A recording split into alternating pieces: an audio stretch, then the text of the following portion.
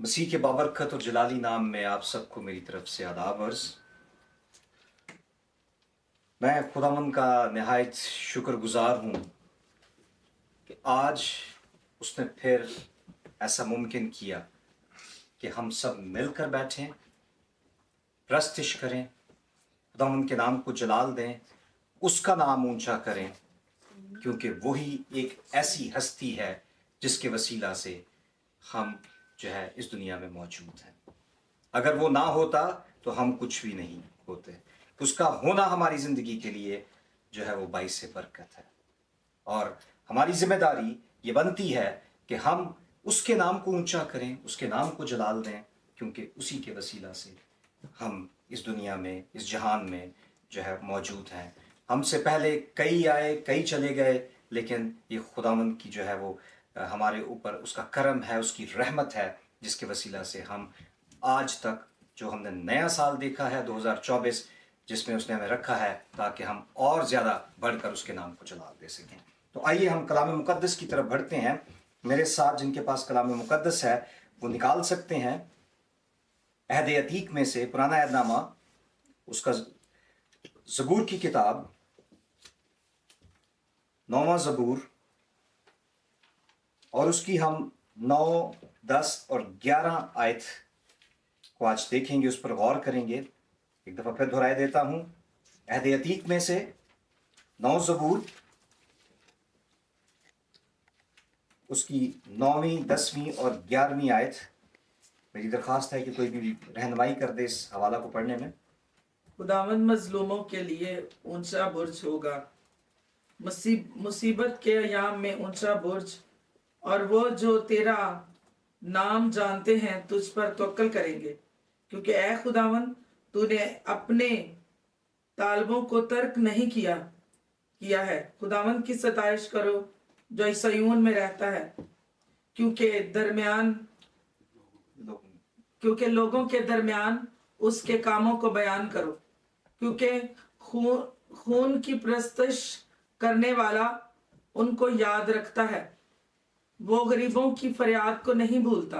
اے خداوند مجھ پر رحم کر، تو جو موت کے پھاٹکوں سے مجھے اٹھاتا ہے، میرے اس دکھ کو دیکھ جو میرے نفرت کرنے والوں کی طرف سے ہے، تاکہ میں تیری کامل ستائش کا اظہار کروں۔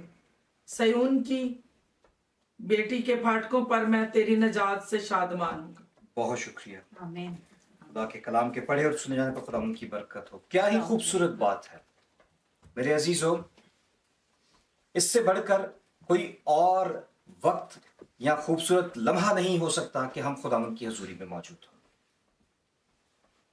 کیوں؟ کیونکہ ہم اس خداوندوں کے خدا کے حضور میں موجود ہیں، اس کے لگے ہوئے تخت کے نیچے ہیں، جس کے نیچے آ کر ہم اپنے آپ کو کیا سمجھتے ہیں؟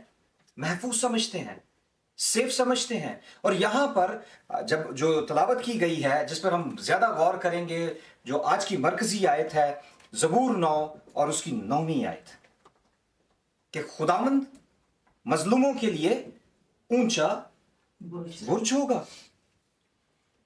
مصیبت کے ایام میں اونچا برج۔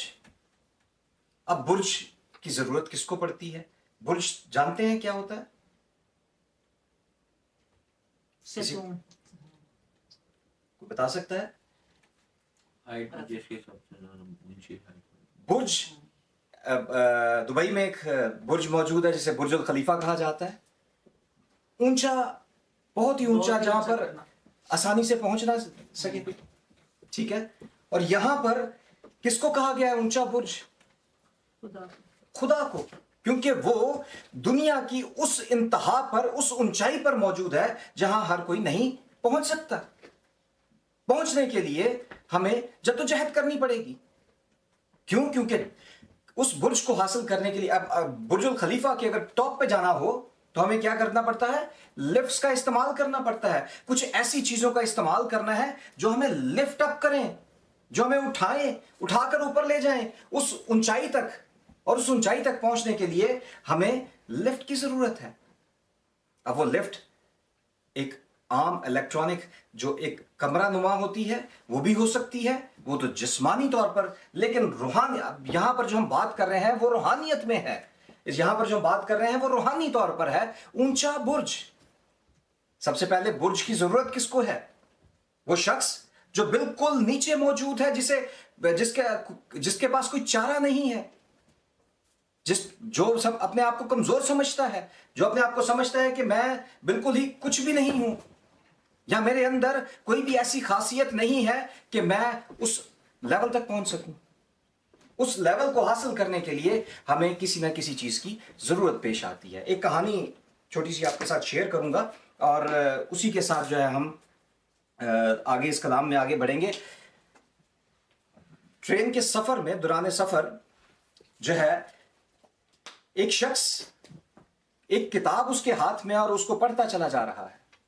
دوسرا شخص جو اس کے سامنے بیٹھا ہے کافی دیر تک اسے دیکھتا رہا. دیکھنے کے بعد اس نے کیا کیا، اس نے اس سے پوچھ لیا کہ بھائی آپ کیا پڑھ رہے ہیں؟ اتنی دیر سے آپ مشغول ہیں، اتنی دیر سے آپ کا دھیان صرف اس کتاب کے اوپر ہے. کون سی ایسی سٹوری ہے جس پر آپ کی نگاہیں ہیں؟ کون سا ایسا قصہ ہے جو آپ پڑھ رہے ہیں جس کے کو آپ چھوڑنا ہی نہیں چاہتے؟ اس نے کہا کہ میرے دوست، میں یہ جو کتاب پڑھ رہا ہوں یہ کتاب ہے کتاب مقدس. اس نے پوچھا کہ کیا کبھی آپ نے پڑھا ہے اسے؟ اس نے کہا پڑھتا تھا، چھوڑ دیا، فائدہ تو کوئی نہیں ہوا حال تک. اس نے کہا اچھا، لیکن میں یہ سمجھتا ہوں کہ اگر آپ اس کو اچھے طور پر پڑھیں گے، آپ اس پر دھیان دیں گے، غور کریں گے، تو میرا خیال ہے کبھی نہ کبھی آپ کو اس سے فائدہ ضرور ہوگا. یہ ایک ایسی کتاب ہے جو کبھی نقصان نہیں دیتی. یہ ایک ایسی کتاب ہے جس کے وسیلہ سے آپ فائدہ ہی حاصل کرتے ہیں.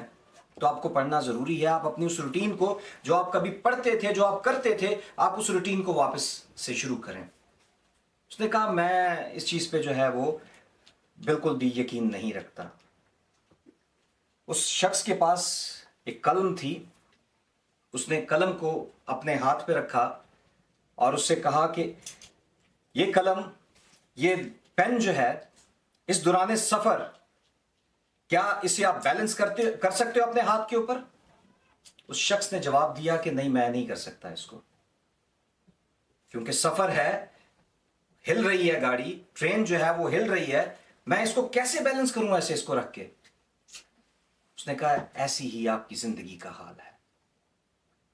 آپ کے چاروں طرف مشکلات ہیں. وہ ٹرین کے جو ہلنے جلنے کی طرح اس آپ کی زندگی کے ارد گرد جو ہے بہت ساری مشکلات ہیں.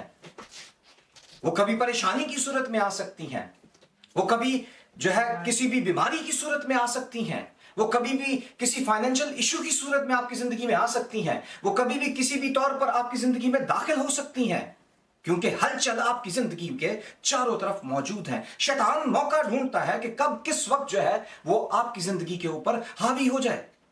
اور یہی حال یہاں پر آپ اس کو بیلنس نہیں کر سکتے، کیونکہ آپ ٹرین کا جو وہ ہلاؤ جلاؤ ہے اس کی وجہ سے آپ اسے بیلنس نہیں کر سکتے. لیکن میں آپ کو میرے دوست میں یہ بتانا چاہتا ہوں کہ اگر اس قلم کو اس طرح پکڑ لیا جائے، اس پین کو اس طرح پکڑ لیا جائے، تو کیا یہ ہلے گا؟ نہیں.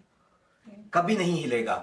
تو یہی زندگی، جب ہماری جو زندگی ہے جس کے چاروں طرف ہلچل موجود ہے، طوفان اٹھ رہے ہیں، اگر اسے یسوع المسیح وہ اونچا برج ایسے تھام لے تو کبھی ہماری زندگی میں مشکل آ سکتی ہے، کبھی ہم ہل سکتے ہیں، حالات کیسے بھی کیوں نہ ہوں، مشکلات کیسے بھی کیوں نہ ہوں. لیکن اگر یہ قلم جو ہے وہ اگر اسے ہم تھام لیں تو یہ کبھی بھی دوبارہ ہلے گا نہیں. تو اسی طرح اگر ہماری زندگی کو یسوع المسیح ہاتھ بڑھا کر اونچا برج بن کر جو ہے ہماری زندگی کو ایسے تھام لے گا تو ہم کبھی بھی مشکلات کا سامنا نہیں کریں گے. کیوں؟ کیونکہ وہ کہہ رہا ہے یہاں پہ 9ویں آیت میں، اگر کوئی پڑھ دے میرے لیے دوبارہ ایک دفعہ پھر. خداوند مظلوموں کے لیے اونچا برج ہوگا. کیا ہے؟ خداوند مظلوموں کے لیے اونچا برج ہوگا. وہ شخص جو مشکل میں ہے، وہ شخص جس کے اوپر ظلم ہو رہا ہے، وہ شخص جو شیطان کے ہاتھوں میں ہے، وہ شخص جو مشکل پریشانی کے عالم میں ہے، وہ شخص جو بیماری میں دھسا ہوا ہے یا بیماری نے اسے گھیرا ہوا ہے، اس کے اوپر جو اونچا برج ہے، وہ برج جو اسے جب تھام لے گا تو کیا ہوگا کہ وہ اس کی زندگی جو ہے سکون میں آ جائے گی. यस्सु का कश्ती में आ जाना चारों तरफ के तूफान को थमा देता है। क्यों? क्योंकि उसकी ग्रिप आ चुकी थी वहां पर, वो वहां मौजूद था, उसने ठान लिया था अपने लोगों को, कश्ती को, उस सारे तूफान को, उसको डांट दिया था। और इसी तरह यहां पर जो है ज़बूर नवीस कहता है कि खुदावंद मजलूमों के लिए ऊंचा बुर्ज होगा।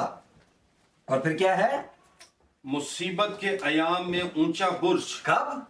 मुसीबत कैसे भी आ सकती है। रोजमर्रा की जिंदगी में किसी भी तरह कोई भी मुश्किल आ सकती है।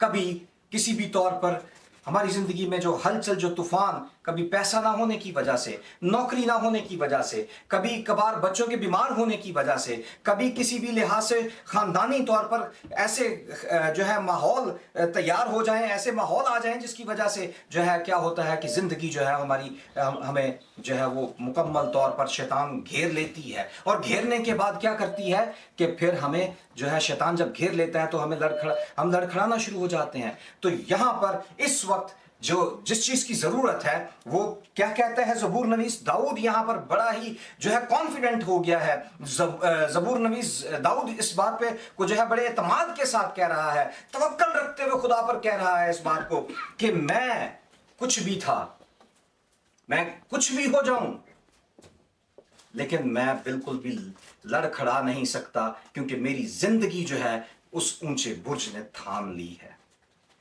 और आज हमें इस बात जो ज़बूर नवीस आज इस बात की आगाही देता है कि हमें अपने आप को, अपनी जिंदगी को उस कलम की तरह, उस पेन की तरह यीशु मसीह के हाथ में देने की जरूरत है कि मैं मौजूद हूं, मुझे थाम ले।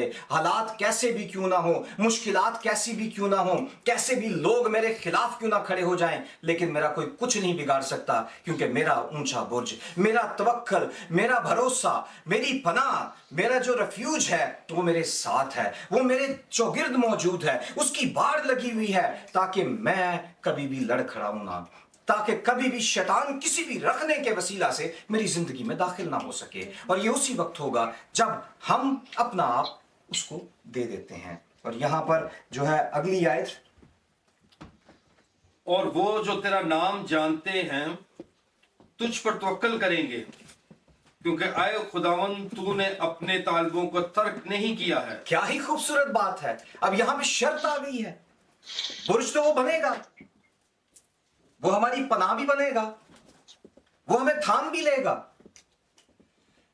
लेकिन उसके साथ यहां पर एक शर्त है, लेकिन वो जो मुझे जानते हैं। तो उसे ऊंचा बुर्ज बनाने के लिए पहले उसे जानने की जरूरत है, उसे देखने की जरूरत है, उसे पाने की जरूरत है, उसे इजाजत देने की जरूरत है कि आ, ये तेरा मकदस है, ये तेरी हैकल है जिसे तूने बनाया है, आ और इसमें रह।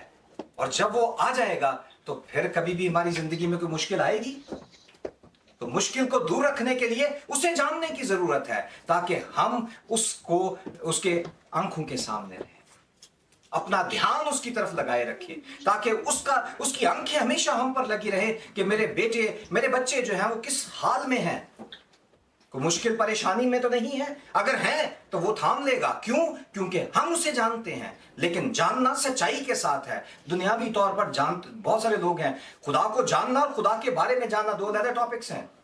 लेकिन बात यह है कि क्या हम खुदा को भी जानते हैं और खुदा के बारे में भी जानते हैं? अगर ये दोनों काम हमारी जिंदगी में है तो कभी भी खुदा हमें अकेला नहीं छोड़ेगा।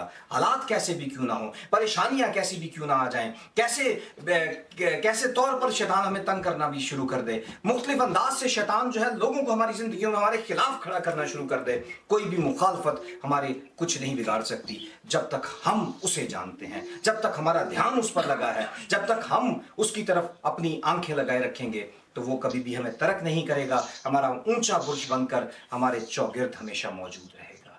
और ये उसी वक्त होगा जब हम उसे जानेंगे और अपना आप बड़े ही सच्चाई के साथ पूरे तौर पर हम उसे दे देंगे, तो फिर खुदावंद हमारी जिंदगियों में काम करेगा और हमें अपने नाम के लिए भी इस्तेमाल करेगा।